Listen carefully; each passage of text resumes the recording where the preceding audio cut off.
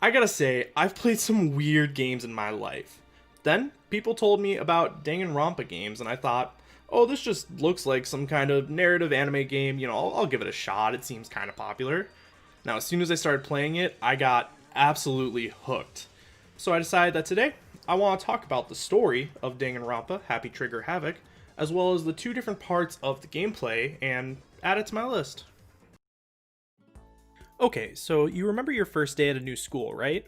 You were gathered in a room with all these other students who were the ultimate in their particular field, like the 16-year-old motorcycle gang leader, or the pop idol.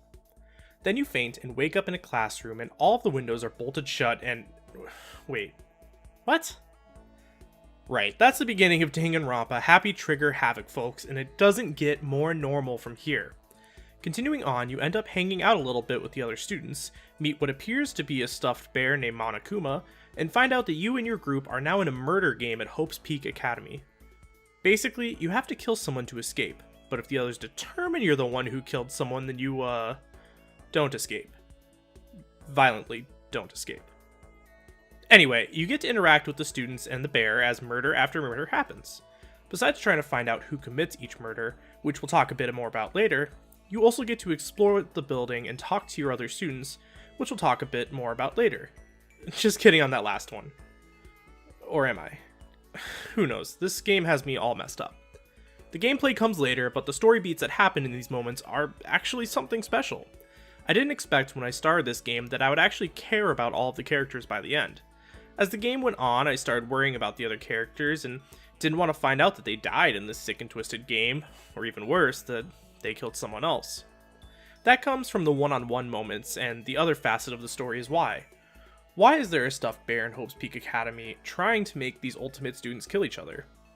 Now, this is an old game, 10 years old, but seeing as I just discovered it, I feel weird about spoiling stuff, even old stuff, so all I'll say for now is once I found out how Monokuma was being controlled and who was doing it, definitely was a good surprise to me. The character dialogue is good in the game too. Again, not something I had high hopes for when I started playing, but each character was actually designed really well. Kyoka, for example, was always so curious about what was going on, and seeing how Leon and Mondo interact with the cast was always fun and interesting to me. I hope I've said a lot about the story. It's really confusing most of the way through, but more like mystery movie, but not a great one. There are a lot of loose ends that I just don't understand in this game, mainly around some mysterious event that happened a year before the events of this game that was the most terrible thing ever, and yeah. But I never feel satisfied with the information we get about that, or a few other things that I'd rather keep from being spoiled.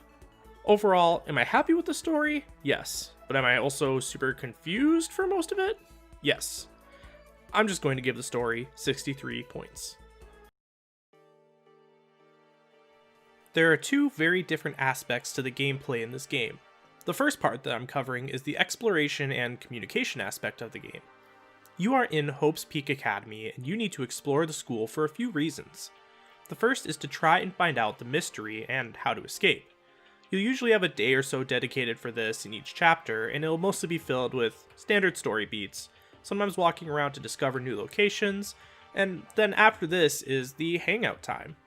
This time is when you get to interact with your fellow classmates.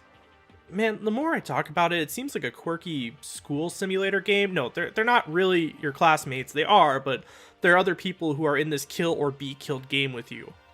Anyway, you get to hang out with these potential murderers and get to know them better. How exciting. So here's this whole side to exploring Hope's Peak, and then there's the other side. Now this other side happens after one of your fellow classmates gets murdered. How exciting, version 2. Now is when some of the puzzle aspects of the game start to sink in. You have to travel all around the unlocked areas of the academy to try and find the clues that will help you later in solving the murder that happened. In general, I find this pretty straightforward as you have characters that will pretty much point you in the right direction. I wouldn't say it's particularly exciting, except if you get to a particularly tough puzzly moment where you don't know the solution, but for me, those moments were few and far between. The long story short with this type of gameplay is, hey, it exists. It's kind of just an anime walking simulator for this part of the game, and that's fine, but it's not anything revolutionary, I'd say. So I'm going to give this part of the gameplay 33 points.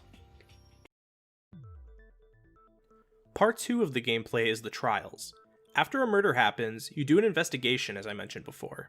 After the investigation, you'll get a notification from everyone's Bear Monokuma that it's time for the trial to start. These trials go from pretty simple to confusingly complicated, but that's not quite what I'm discussing here. Gameplay-wise, these can be really boiled down to two things: minigames and logic puzzles. It's what Danganronpa does with these two elements that interests me and keeps me playing. First, the minigames. There's a couple of main ones and they're okay. Hangman's Gambit is just Hangman, but in a way that makes me super impatient since it's actually really slow. There's also a bullet time battle where you're playing to the beat basically. Like, this game is weird. This part is where you hit a certain button along with the rhythm and get certain effects, but it's mostly just the same button over and over to the rhythm. So, kind of like a worse Guitar Hero. So yeah, the minigames are weird and not the most exciting part of the trials. The part of trials that hit me as a puzzle lover is the logic parts of this game. What happens a lot is the characters in the trial will be discussing a topic, and you have to use your truth bullets, which are items you found during the investigation part of this game, to prove the other character's statements wrong. This gets a little more complex as the game goes on, but overall I really enjoyed it. Finally, in the trial there's a moment where you as the player gets to retell the crime from beginning to end. This is done in a manga style, where some of the panels are blank, and guess who fills in the blanks?